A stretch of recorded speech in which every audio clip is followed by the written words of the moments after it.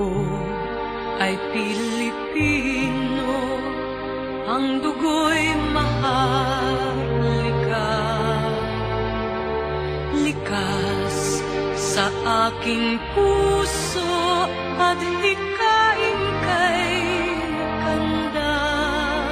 Sa Pilipinas na aking bayan, lantay na perlas ng silanganan, wari na tipo ng kayamanan ng may kapal.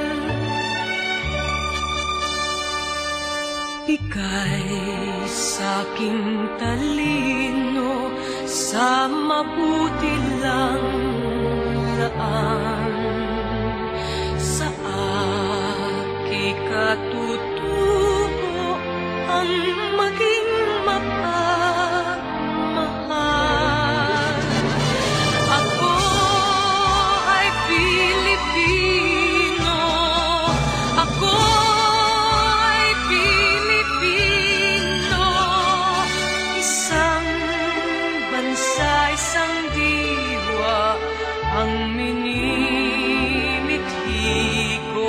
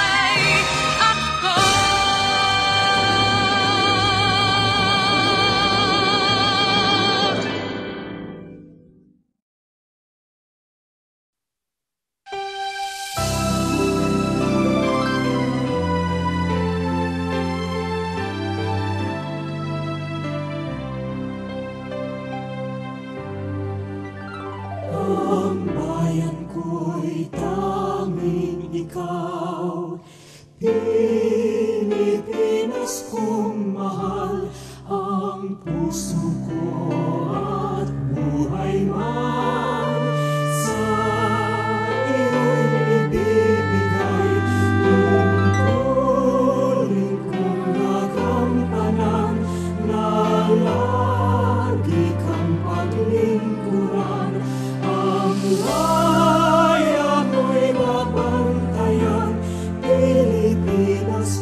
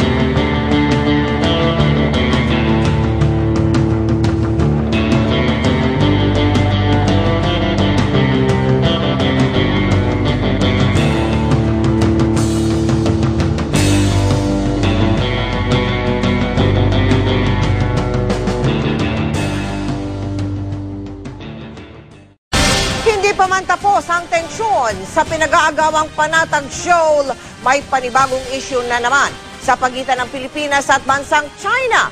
Pumalag kasi ang China sa itinayong paaralan sa Pag-asa Island. Nagulat tuloy ang DFA dahil pagmamay-ari naman daw talaga ng Pilipinas ang nasabing isla. Nakatutok si Marisol Abduraman. July nung nakaraang taon nang mapuntahan ko ang bayan ng Kalayaan sa Pag-asa Island, ang pinakamalaking isla na pag-aari ng Pilipinas sa Spratly Group of Islands. Sa eroplano pa lang, kitang-kita na ang ganda ng isla. May 200 residente sa lugar. Nung nakaraang linggo, formal lang binuksan doon ang Pag-asa Elementary School, bagay na pinalaga ng China. Sinabi ng tagapagsalita ng Chinese Foreign Ministry sa Beijing na tinututulan nila ang tinawag nilang illegal na gawain sa naturang isla na maaari daw makaapekto sa soberanya ng China at sa sitwasyon sa West Philippine Sea. Pero giit ang Department of Foreign Affairs, atin ang Pag-asa Island. The Kalayaan Group of Islands, including Pag-asa, is an integral part of the territory of the Philippines, as declared in Republic Act 9522, which is the Baselines Act. Kung tutuusin, hindi na raw issue ang pagkakaroon ng eskwelahan sa Kalayaan Island dahil malinaw raw na pagmamay-ari ito ng Pilipinas ayon sa DFA. Matagal na panahon na rin daw na may mga establishmento sa nasabing lugar. Kaya nasurpresa raw ang DFA sa naging deklarasyon ng China. Because of their extensive claim on the South China Sea. Ang Malacanang naman, naninindigan sa kanilang posisyon. Handa nga raw itong tumulong sa mga pangangailangan ng eskwelahan doon. It is irresponsibility on our part if we do not provide services to our fellow Filipinos in that particular municipality. Umaasa rin ang gobyerno ng Pilipinas na igagalang ng iba pang claimant sa West Philippine Sea ang teritoryo ng Pilipinas. Marisol Abduraman, Nakatuto, 24 Oras. And in other news tonight, the Department of Foreign Affairs says China's sweeping fishing regulation over a massive area of disputed waters in the West Philippine Sea violates international law. Foreign Affairs spokesman Raul Hernandez said the new law escalates tensions, unnecessarily complicates the situation in the disputed area, and threatens the peace and stability of the region. He added the Philippines has sought clarification from China on its fisheries law that took effect January 1st. Hernandez expressed grave concern over the new regulation that would require foreign fishing vessels to obtain approval from Chinese regional authorities before fishing or surveying in a large portion of the area. Muli nagbanta ng ilang media outlet ng China habang may connection sa People's Liberation Army at mga liderato ng Chinese government ang mga ito. Bagamat di pag-aari mismo ng Chinese government, pinagmamayari ito ng Communist Party ng China. Tulad nito, isang pahayag ni Colonel Dai Hu, isang opisyal ng Air Force ng China, active duty officer ng Chinese military, na nagsulat na panahon na gumalaw ang mga Chino upang turuan ng leksyon ang mga aso. Hinalimbawa ni Colonel Hu ang Pilipinas, Vietnam at Japan na parang mga pinakamalaki Estados Unidos. Ani ni Colonel Xu ng Chinese Air Force, panahon na upang pumatay ng aso ang mga Chino. Sa mismong Global Times, ang opisyal na pahayagan ng Communist Party ng China, lumabas ang article ni Colonel Xu. Pero bago nito, nagulat naman ang ilang media outlets ng China na may planong lusubin ang bayan ng Kalayaan sa lalawigan ng Palawan. Ito ang bahagi ng Spratlys na hawak ng Pilipinas. Bagamat ang lahat ng banta sa seguridad ng mga bansa ay siniseryoso ng pamahalaan, di naglabas ng opisyal na reaksyon ng DFA. Ayon sa DFA spokesperson Yusek Raul Hernandez, monitoring lamang ang ginagawa sa ngayon dahil di naman formal na pahayag ng People's Republic of China government ang mga articles at opinion columns. Ang mga pareho rin na mga pahayagan ay naghaya nagbanta sa iba't ibang bansa nagbanta pa ng nuclear attack laban sa Estados Unidos. Naglabas pa sila ng online map ng mga preferred targets tulad ng San Francisco, Seattle, Hawaii, San Diego at iba pang bahagi ng Amerika. At na dapat pati buwan ang kinina rin daw ng China. Ito ay makarating ang isang space probe ng China sa kalawakan. Ang mga pahayagan na kaalyado ng Chinese military ay nagsabi dapat maglagay ng base militar sa buwan. Pero ayon sa ilang security experts mula sa USA at Japan, ito lang silang plaka na ang ilang website at media outlets ng People's Republic of China na halos bawat linggo naghahamon ng gera sa mga kalapit na bansa, ang mga Chino.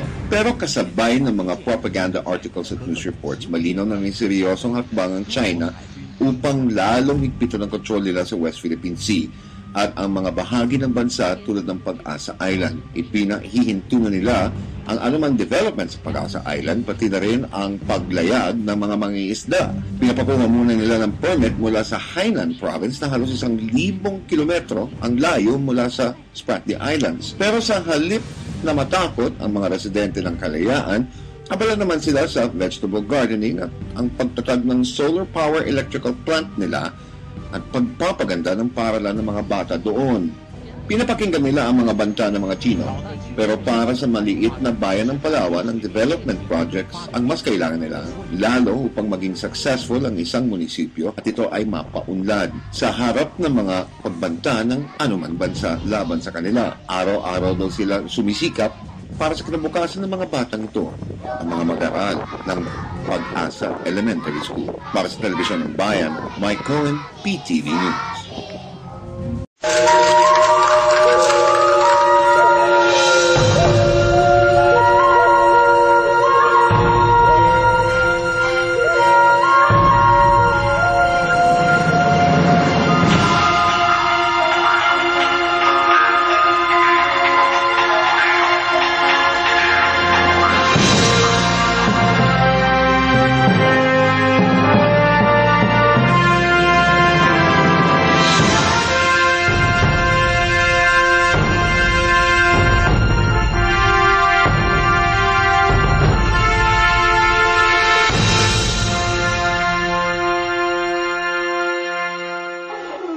Mga kapamilya, ang pambansang awit ng Pilipinas.